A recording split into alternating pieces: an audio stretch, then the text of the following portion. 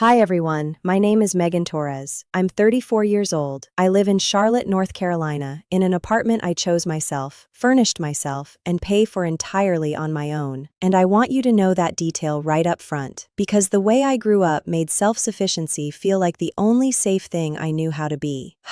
It wasn't a philosophy I chose. It was a survival skill I was handed at a very young age and told to be grateful for. I never thought I'd be sitting here doing this, recording something personal, sharing it with strangers. I'm a private person by instinct. I'm an accountant. My version of unwinding is a glass of wine, a quiet apartment, and a book I've been meaning to finish for 3 months. I am not the person who posts her business on the internet, but something happened 6 months ago, at a Thanksgiving dinner table, surrounded by my entire family, that I have not been able to put down. Not in the way you can't put something down because it keeps hurting. More in the way you can't put something down because it finally felt true. And I've been carrying this story for 34 years in different containers. In a therapist's office, in long phone calls with my best friend, in James's arms on the couch after another draining visit home. And I am tired of carrying it in private. So I'm going to tell you all of it, from the actual beginning, because none of what happened at that Thanksgiving dinner makes any sense without the 34 years that came before it. And I don't want to skip the parts that hurt, because the parts that hurt are the point. If you've ever been the invisible child in your family, the capable one, the self-sufficient one, the one everyone assumed was fine because you never said you weren't, I think you already know where this is going. And I think some part of you has been waiting for someone to say it out loud without apologizing. So here we go. I grew up in Grafton, Ohio. It's a small town, the kind that shows up on a map as a dot rather than a name, the kind where everyone knows your parents' names before they know yours. My mom and dad, Carol and Raymond Torres, had lived there their entire lives. My dad worked the floor of a manufacturing plant that made industrial parts for 22 years. My mom did part-time bookkeeping for a few small local businesses, the hardware store, the insurance office, a family-owned restaurant that changed hands twice while she worked there. They were hard-working people. They were not wealthy. We had a house with a backyard and one family car until I was 12 and then a second used one. We took one vacation I remember clearly, a road trip to visit my aunt in Tennessee when I was 9. I have a single photograph from that trip, and I look genuinely happy in it, wearing a yellow shirt and squinting into the sun. I think I probably was happy that week. Things were still simple enough that I hadn't figured out yet what was actually happening at home. And then there was my sister Danielle. Danielle is 3 years younger than me. She came into the world as though she had been factory-built for being adored. Loud in the best way. Physically affectionate from the time she could reach up to grab hold of you. Theatrical in her emotions, not manipulative, just genuinely large feeling in the way some people are, the way that fills a room. She cried with her whole face. She laughed so hard she'd get the hiccups. She wanted to be held, talked to, engaged with constantly, and my parents, particularly my mom, gave her all of that with a completeness and an ease that I can see very clearly now, looking back, was never quite available to me. I don't know why. I've spent a lot of hours in therapy asking some version of that question. Maybe I was quieter and they read quiet as content. Maybe Danielle arrived in the world matching some internal template of child they knew how to love, and I arrived slightly off frequency. Maybe birth order had something to do with it. They were newer, more uncertain with me, and by the time Danielle came along, they had relaxed into parenthood in a way that looked, from the outside, like favoritism. Maybe it was all of those things. I don't think it was malicious, not at first. I think it was accidental. But here's what I've learned about accidental patterns.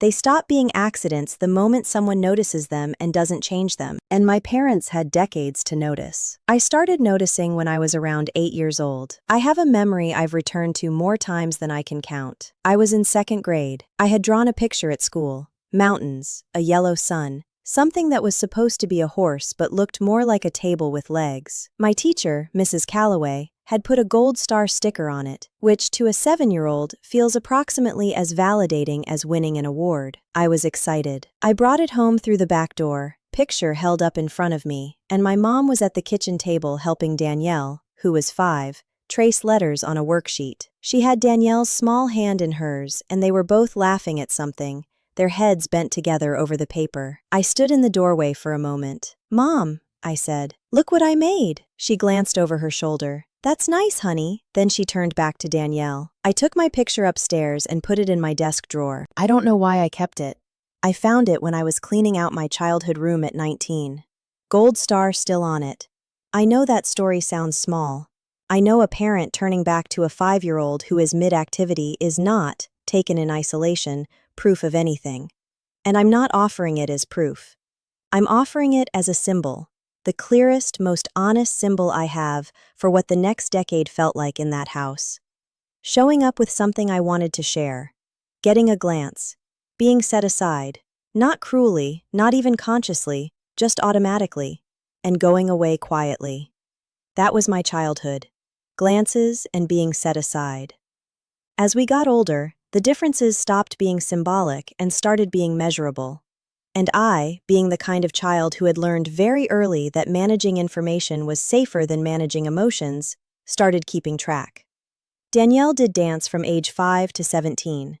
She did gymnastics from 7 to 10. She did piano for 2 years in middle school and stopped, and nobody made it a significant thing that she stopped. There was no conversation about investment or commitment or what it meant to quit. She just stopped, and the piano teacher was quietly let go, and that was that. She went on the class trip to Washington, D.C. in 7th grade. She went on the band trip to Orlando in 9th grade. When she was 13, her bedroom was redone. New bed frame, new comforter set in a color she picked, curtains with a pattern, a desk that matched everything else. I remember standing in the doorway of her new room and feeling something I didn't have a name for at 11. I have a name for it now. Envy. Not of the furniture, of the message the furniture sent. The message that she was worth investing in, that her comfort mattered, that what she wanted was worth making real. For her 17th birthday, my parents gave Danielle a used Honda Civic. It had a bow on it. My mom had stayed up until 11:30 the night before putting the bow together.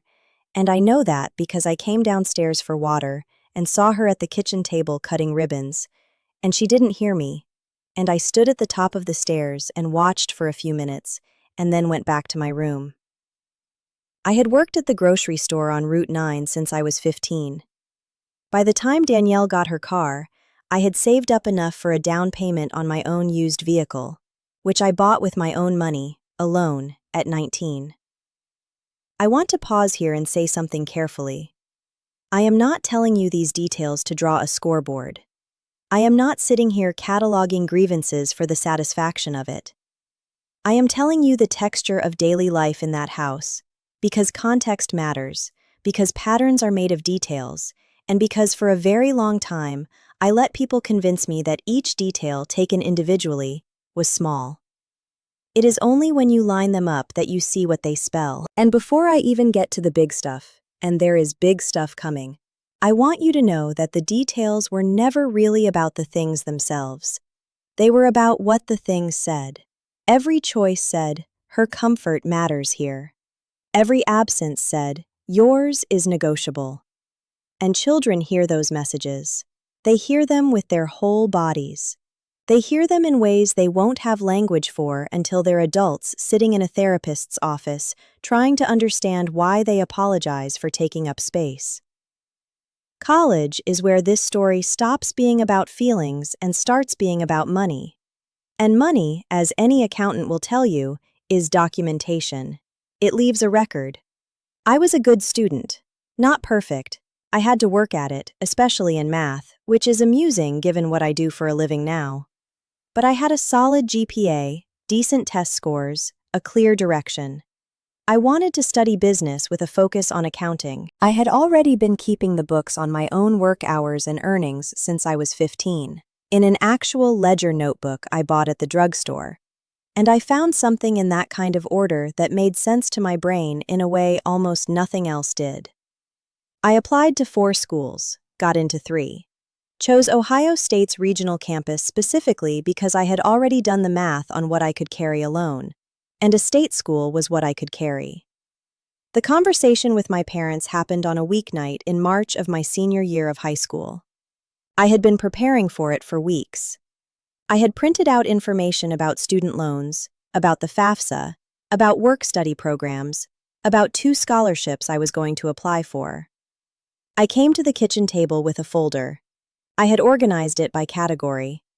I was 17 years old and I had organized a folder with tabbed sections. My dad sat across from me. My mom sat beside him. They looked at my folder. My dad nodded thoughtfully, and then, in a voice that was genuinely kind, not dismissive, not cold, genuinely kind in the way that made it harder to argue with, he told me that they weren't in a position to contribute to my tuition. He said they believed in the student loan system, that it existed exactly for situations like this. He said I was smart and resourceful, and that the teachers who knew me all said I was mature for my age. He said he had no doubt I would handle it beautifully. He said it like it was a gift, that faith in me. I nodded. I thanked him. I took my folder upstairs. I want to stop here, because I know what some of you are thinking. Okay, families struggle. Not everyone can pay for college. This happens. And you're right. That is true. Financial limitations are real, and they're not a character flaw. But keep listening. I took out $43,000 in federal student loans. I worked 20 to 25 hours a week through my entire 4-year degree. Coffee shop my freshman year, tutoring center sophomore year, and then a part-time bookkeeping position at a small local CPA's office that I found by cold calling, and that turned out to be the thing that launched my actual professional life. I graduated with a 3.6 GPA and $43,000 in debt and no financial help from my family. I walked across that stage in May, and my parents were there with a camera, and my mom cried, and she said she was so proud of me, so proud, and I stood in my cap and gown and felt something I couldn't articulate at 21. I have words for it now. It was grief. The specific grief of being celebrated for surviving something you shouldn't have had to survive alone. The kind of pride that has sorrow built into it, because the achievement and the abandonment are the same shape. 2 years after I graduated, Danielle announced she wanted to go to a private arts college in Nashville, Tennessee. Tuition alone was approximately $34,000 per year, not counting room, board, or materials. My parents took out a home equity loan on the house. I did not find this out until 3 years after it happened. I found out on a Tuesday night, in my apartment in Charlotte, on the phone with my cousin Denise. She mentioned it offhand, completely casually, with the ease of someone who assumes the information is not new. She said something like, well, after the home equity thing with Danielle's school, and then kept talking about something else. And I said, and kept the conversation going, and after we hung up, I sat on the kitchen floor. Not on a chair, on the floor. Coat still on, shoes still on, just the linoleum and the low hum of the refrigerator. I sat there for a long time. I wasn't crying. I wasn't in the kind of distress that looks like anything. I was just sitting very still with something clicking into place inside me. The kind of click that isn't satisfying. The kind that confirms what some part of you already knew and had been protecting yourself from knowing consciously. They had the money. Or they had access to it. They had been willing to go into debt for one child's education.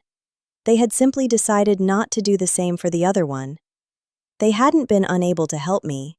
They had decided not to.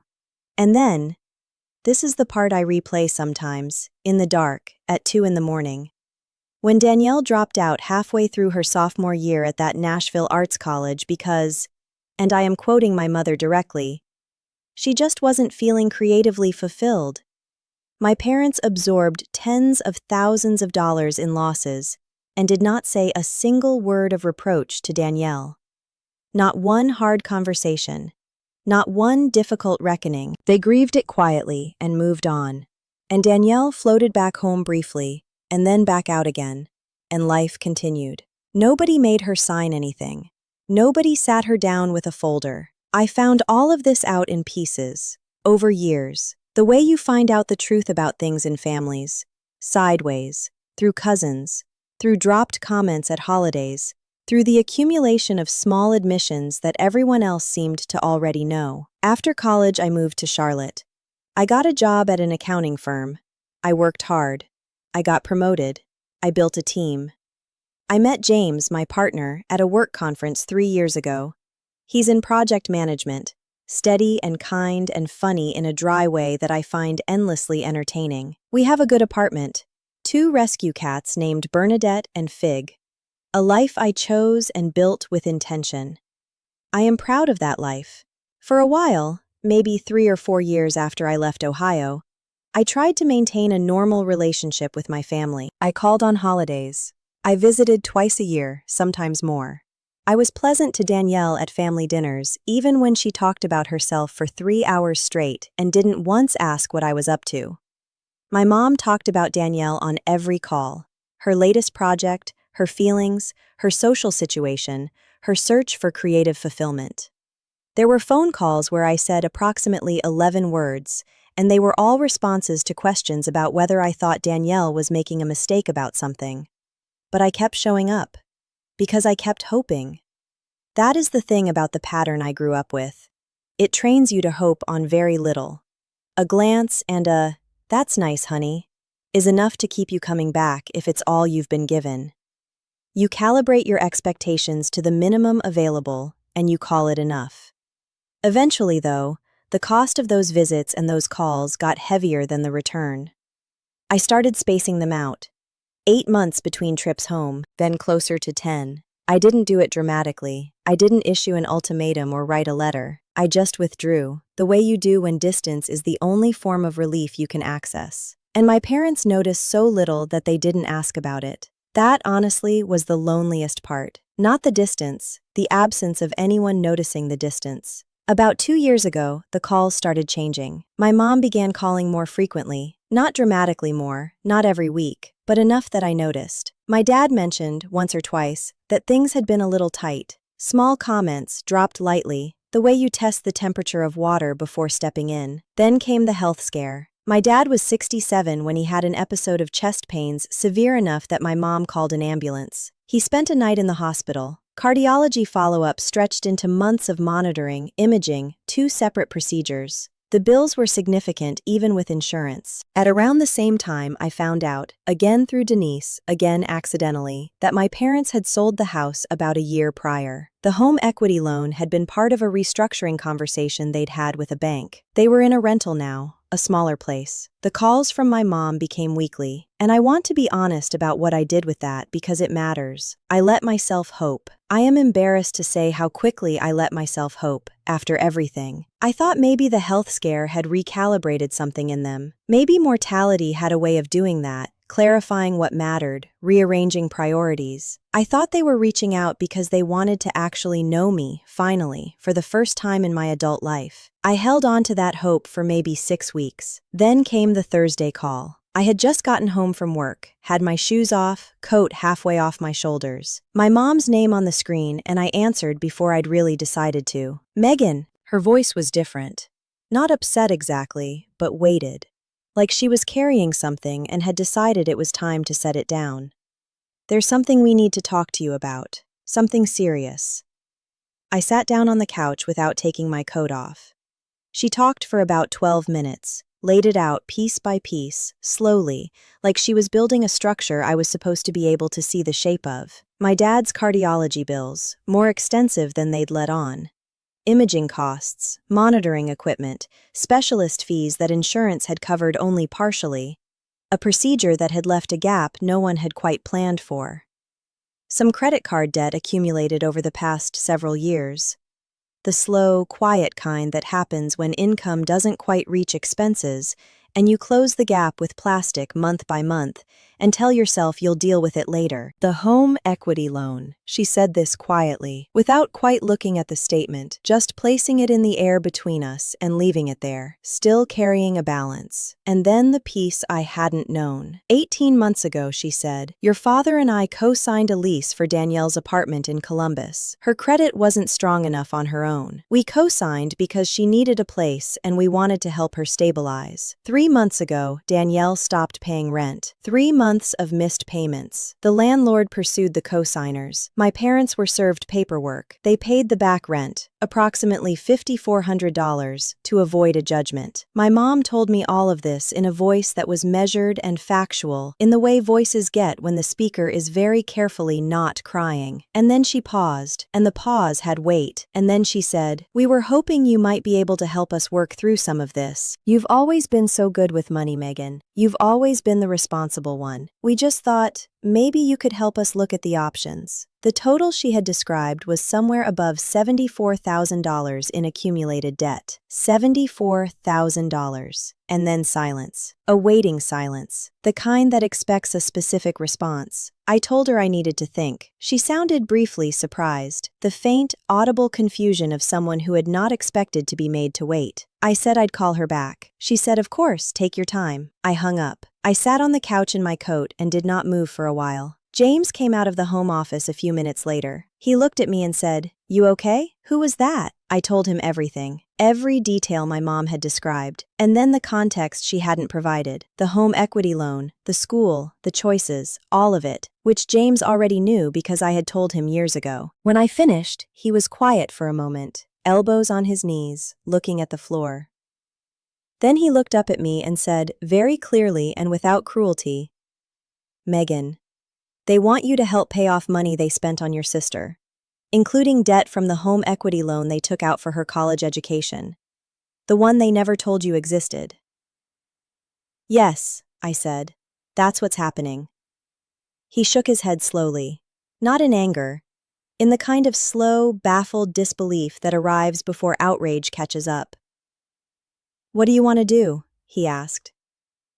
"I don't know yet," I said. "But I need to figure it out without feeling guilty first. So that's what I'm going to try to do." The next several weeks, I want to tell you, were some of the most clarifying of my life. I didn't react immediately. I am not a reactive person. I spent 6 years in therapy with a woman named Dr. Ellison, specifically learning how to respond rather than react, how to locate what I actually believe and need before I say or do anything. So I paused. I made spreadsheets because that's how my brain organizes complexity. I looked at my finances in detail, what I had, what helping would cost me, what the short-term and long-term implications were. I talked to James. I talked to Dr. Ellison. I sat with it. And what I kept returning to every time was not really the money itself.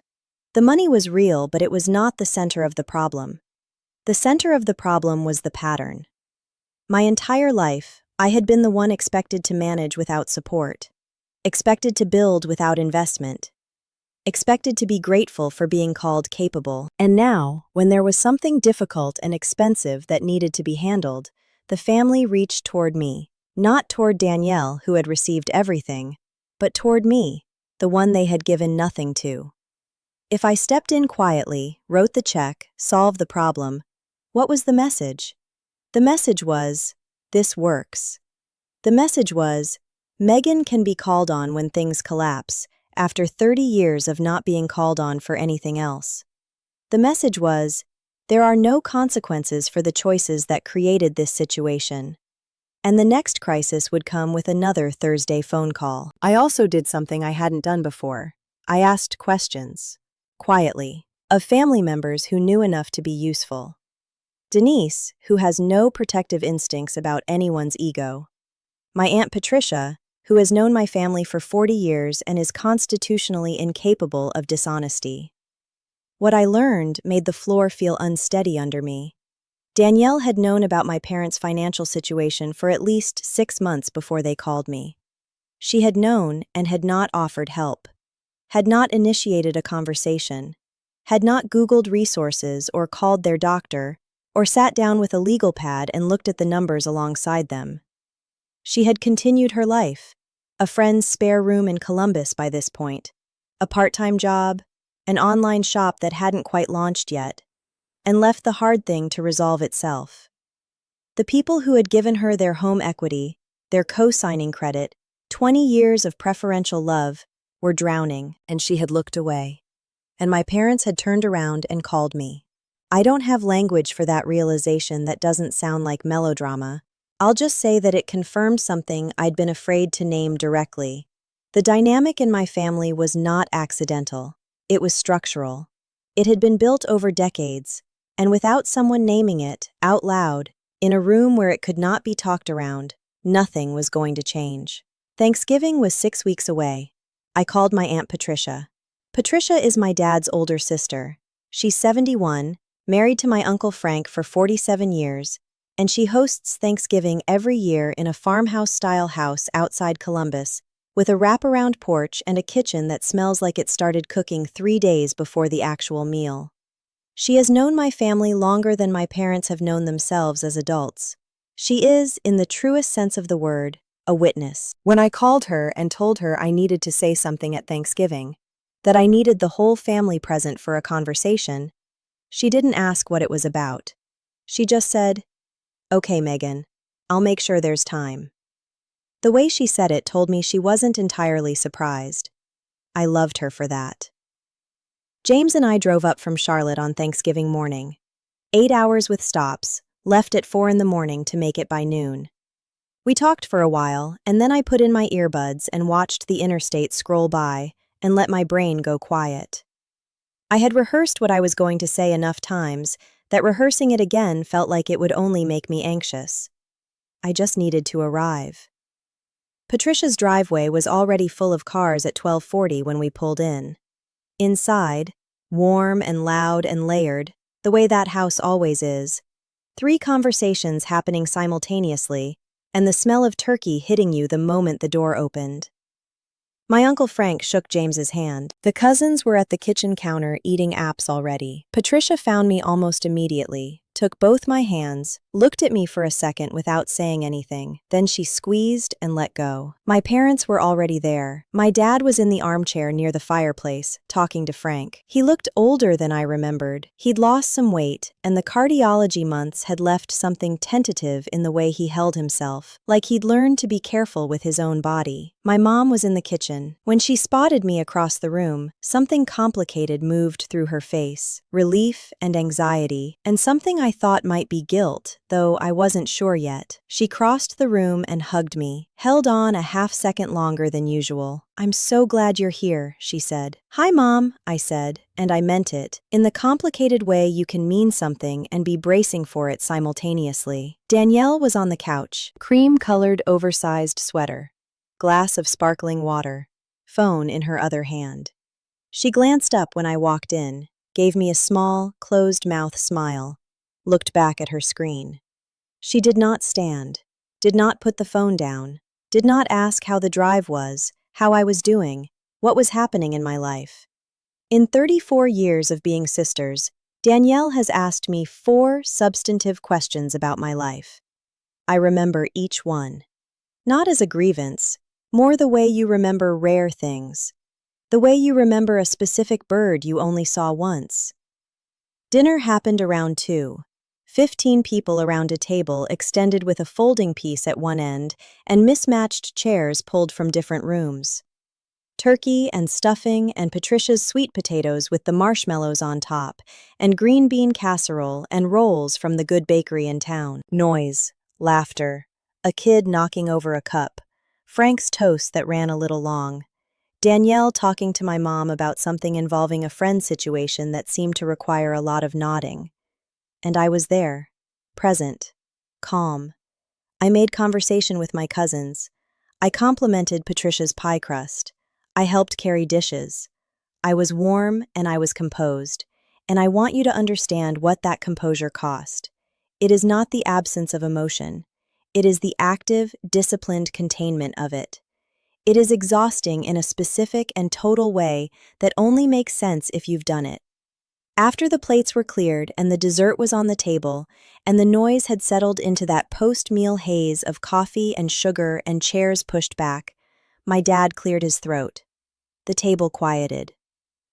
"Before everyone heads off," he said, in the way someone says it when they've been waiting, "your mother and I wanted to share some things with the family." He looked around. He looked at me. His eyes carried something I recognized immediately: premature gratitude. The kind you give someone before they've agreed to do the thing you've already decided they're going to do. We've had a tough year. Some health things, some financial things. And we've been talking with Megan, he nodded toward me, who has always been the steadiest one in this family. We're going to sit down after the holidays and work through some options together.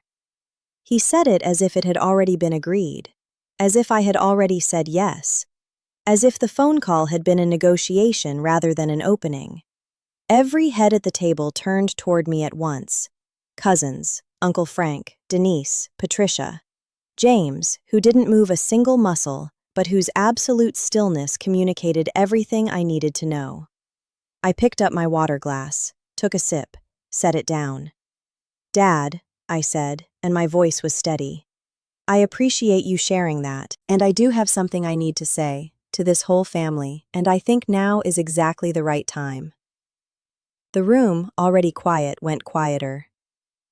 I've spent most of my life trying to understand what my role was in this family, and what I figured out is that my role was to be the one who didn't need anything, the capable one, the resourceful one, the one who manages, quietly, without asking for help, without making things difficult. I looked at my dad, then my mom. I kept my voice even, not cold, not performatively calm, just real. And I fulfilled that role, completely. I took out $43,000 in student loans that I have been paying off for a decade because you told me there was no money for my tuition. I worked 25 hours a week through 4 years of college. I built a career from nothing.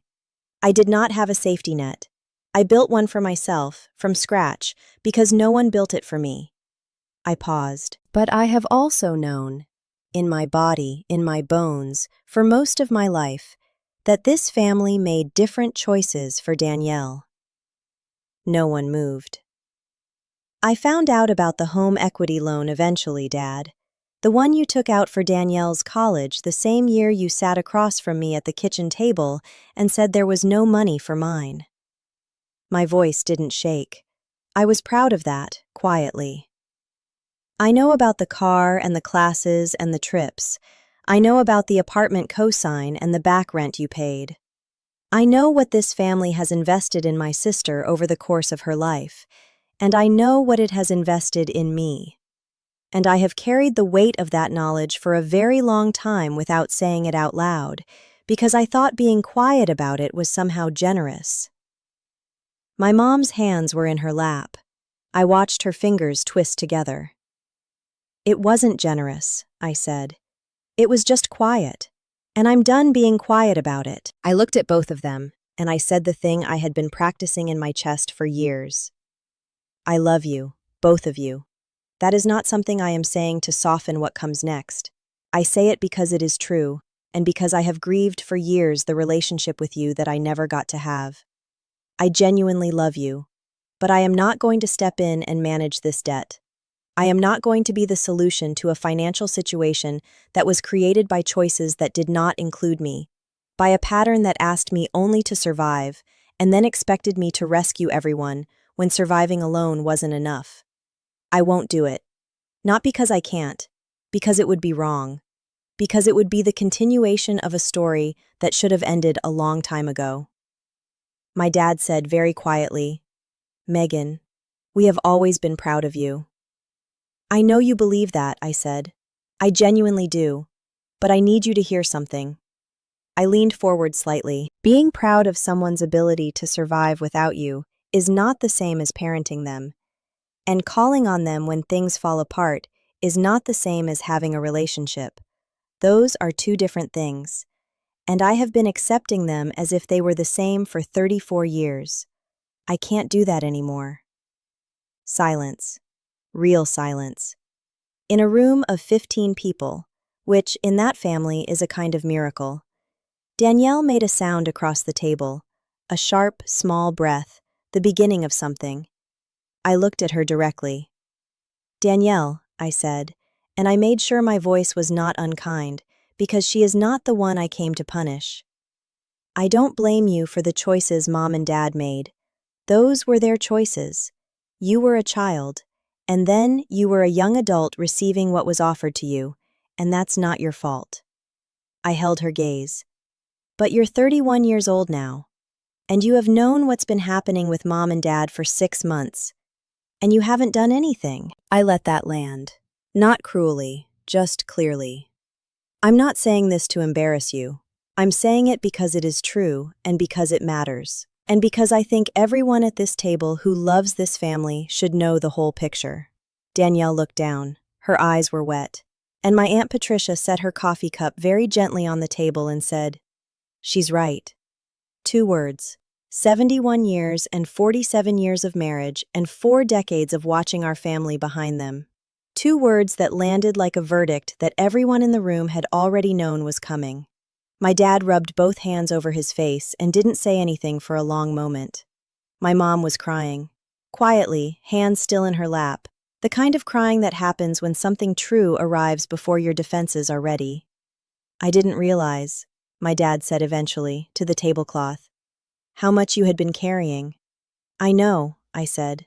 "That's the whole point, Dad." Here's what happened in the hour after that. Danielle got up and went to the back porch. My mom followed her about 10 minutes later. Automatic, reflexive, the way a compass needle finds north regardless of where you point it. Even in the middle of a conversation about favoritism, even in a room where the pattern had just been named out loud in front of everyone who mattered, Danielle was still the one who needed to be followed. I watched my mom go. I didn't say anything. There are things you can name and things you simply observe. That was one for observing. My Uncle Frank asked my dad whether they had spoken with a financial counselor. My dad said they had an appointment scheduled for January. Frank said he knew a nonprofit that did free debt counseling for seniors, and he would send the information that week. Patricia said she'd help them look into what assistance programs might be available for people in their situation. There were more than people realized, she said, especially for medical debt. My cousin's husband, who works in insurance, offered to go through my dad's policy and make sure they were using every benefit correctly. Within about 20 minutes, the family had mobilized around my parents in a way that was practical and warm and did not require me to write a single check. Because that's what happens when one person stops being the designated solution. Other solutions appear. James and I said our goodbyes about 2 hours later. Patricia held my hands at the door again. She said, "You did the right thing, sweetheart," in a voice so quiet it was almost just for me. We got in the car. The highway was dark going south. We drove for 40 minutes without talking, and I was grateful for the silence and for James, who knew when silence was what I needed and gave it to me without being asked. After a while, he reached over and squeezed my knee. After another while, I said, "I didn't cry." "No," he said. "I thought I would." "You'd already cried about it," he said. "Thousands of times, over the years. There wasn't anything left to release." That was so precisely correct that I had to look out the window.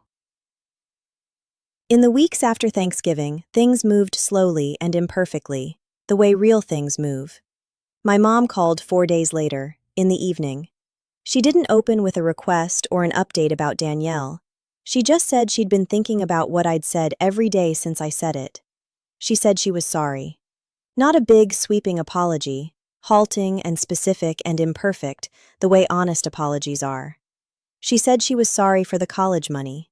She said she was sorry for not seeing me better. She said she didn't know how to fix it, but she knew she had to start somewhere. I told her I heard her. I told her I wasn't going to pretend everything was resolved in one phone call, but that I was willing to keep talking. "That's more than I deserve," she said. "Maybe," I said, "but I'd rather have something real with you going forward than spend the rest of my life being right about the past." She cried a little. I let her. My dad texted me about a week later. He's 67 and suspicious of smartphones, so a text from my father is a genuinely rare event. It said, "I've been thinking about what you said at Thanksgiving. You turned out more than okay, but you should have had more help getting there. That's on me." And then, in a second text, like he'd needed to stop and start over, "I owe you more than I gave. I'm sorry, Megan." I read it 3 times. I texted back, "Thank you for saying that, Dad. That means a lot." And I meant it. All 7 words, without reservation. Danielle texted about 3 weeks after Thanksgiving. It was shorter than my parents' messages and more defended. Danielle-shaped, which is to say, reaching while also protecting itself at the same time, the way people do when they want to do better but haven't yet learned how. It said, "I know things have always been complicated between us. I think I always knew they weren't fair, and I didn't look at it. I don't really know what to say except, I'm sorry I haven't been a better sister." It was not enough. Not for 34 years of invisibility. But it was a crack. And I know what cracks in walls can mean, given enough time and enough light. I texted back, "I appreciate you saying that. We have a lot to figure out, but I'm not closing the door." And I meant that sincerely, both parts of it. There is a lot to figure out, and I am not closing the door. Those two things live together, and I have stopped feeling like I have to choose between them. I want to tell you something about Danielle that I've thought about a lot since Thanksgiving. Something I haven't said to anyone except James and Dr. Ellison, because I think it's the most complicated part of the whole story, and I think it would be dishonest to skip it. I don't think Danielle is a bad person. I know that after everything I've told you, that might sound like the most baffling sentence I could say. But I've sat with this for a long time, and what I keep coming back to is this. Danielle was shaped by the same family I was shaped by. She just got shaped differently. I was shaped by absence, by learning to need nothing, to ask for nothing, to build from nothing. Danielle was shaped by presence, by having everything provided, by never being asked to problem solve, by being protected from discomfort so consistently that she genuinely may not have developed the muscle for sitting with hard things. That's not an excuse. She's 31 years old. Adults are responsible for what they do with what they were given. But it is a context. And context matters to me because I'm an accountant. I believe in looking at the full ledger before drawing conclusions. The truth is, my parents failed us both. They failed me by withholding. They failed Danielle by overgiving in ways that never built her up, just propped her up, over and over, so that when the propping stopped, she had no framework for standing on her own. And those are two different kinds of failure, with two different kinds of consequence. Mine made me hard and capable and lonely. Hers made her soft and dependent and, I think, when she is honest with herself in the dark, ashamed. I saw something in her face at that Thanksgiving table. Not anger, not defensiveness. Something more like recognition. The look of someone who has known a truth for a long time and has been successfully not looking at it, and who has just had it placed in front of them by someone who refused to look away. I don't know what Danielle does with that. I genuinely don't. I hope she does something real with it. I hope she finds some version of the therapy I found, some version of the honest reckoning I've been working toward for 6 years. I hope she finds a way to build something that's actually hers, that she built, that would still be standing if our parents weren't there behind her. I'm not holding my breath, but I'm not giving up either. There is one more thing I need to tell you before I get to where things are now. About a month after Thanksgiving, I had a session with Dr. Ellison that I keep returning to in my memory. We were talking about the dinner, about what I'd said and how it had landed, about the days after and my mom's call and my dad's text. And at some point, Dr. Ellison said something to me that I've been turning over ever since. She said, "Megan, I want to ask you something. When your mother apologized, when she said she was sorry for not seeing you better, what did you feel? Not what did you think. What did you feel?" I sat with the question for a moment, which is what I've learned to do in that office instead of answering immediately with what sounds right. And what I felt was relief. A very complicated, very cautious relief, the kind that keeps one eye open. But underneath the caution, something genuine, something that had been waiting a long time. I told Dr. Ellison that. She said, "That relief is telling you something. It's telling you that a part of you never stopped wanting to be seen by them. That the longing for repair is real. And that's not weakness, Megan. That's just being human. The question is what you do with it going forward." What I do with it going forward. I've been thinking about that question every day since. What it means to want repair without losing the clarity about what happened. What it means to let someone learn you at 64 without pretending they knew you all along. What it means to grieve the childhood you didn't have, while also being present for whatever relationship might be possible now, imperfect and late as it is. I don't have clean answers, but I have my eyes open. And I have James, and Dr. Ellison, and my cousin Denise, and my Aunt Patricia, and Bernadette and Fig, who have absolutely no opinion about any of this and are just happy when I come home. That's enough. More than enough. More than I had for a long time.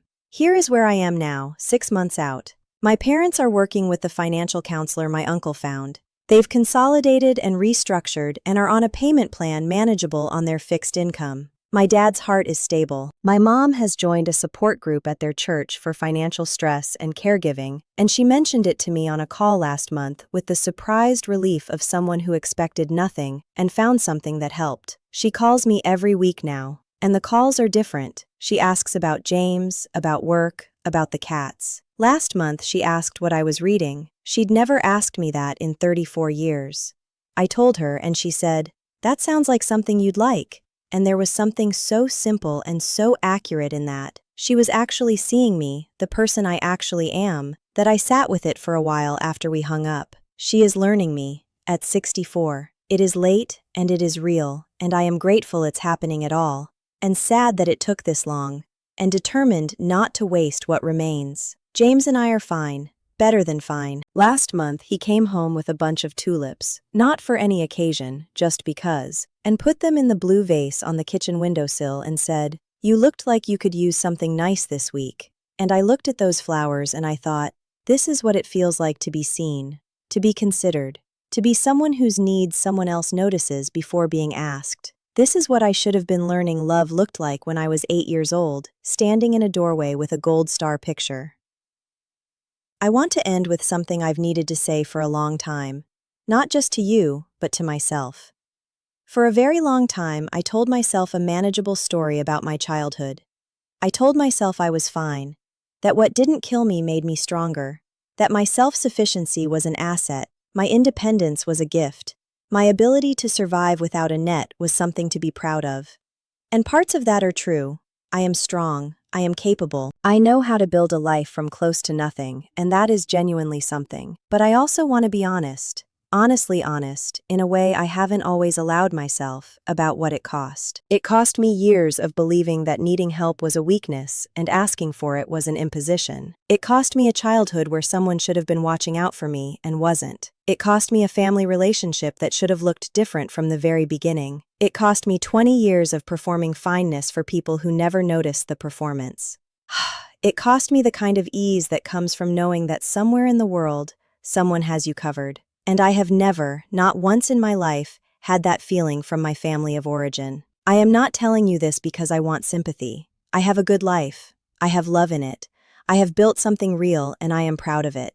I am telling you this because I know there are people listening tonight who have told themselves the same manageable story, who have been the capable one, the invisible one, the one who was handed self-sufficiency as a substitute for care and told to be grateful, who showed up at holiday dinners and performed fineness and drove home depleted and told themselves it was fine. It was not fine. You deserved to be seen. You deserved to be invested in. You deserved a parent who noticed your toothache, your excitement, your gold star picture, without you having to perform it loudly enough to break through their attention. The fact that you survived the absence of those things, that you built something good in the space where care should have been, does not mean the absence was acceptable. It means you are stronger than you should have had to be. You are allowed to hold both of those things at the same time. The pride in what you built, the grief for what was withheld. You are allowed to say no when the people who withheld from you come back needing to be rescued, and you are allowed to say it out loud.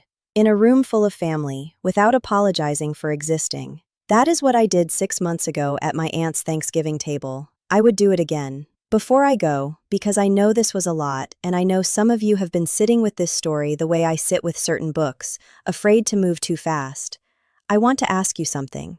Have you ever been the invisible child? The capable one? The one who managed without a net while you watched someone else receive everything that should have been shared? Tell me. Drop it in the comments.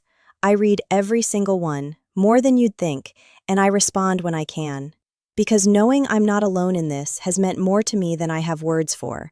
And if you are sitting somewhere tonight feeling like you are the only person who has ever lived inside a story like this, I want you to know, clearly, sincerely, that you are not. You really are not. Take care of yourselves tonight. Get some sleep. And if nobody has told you this today, you did not deserve to be overlooked. You never did. Not once. Not even a little. Good night.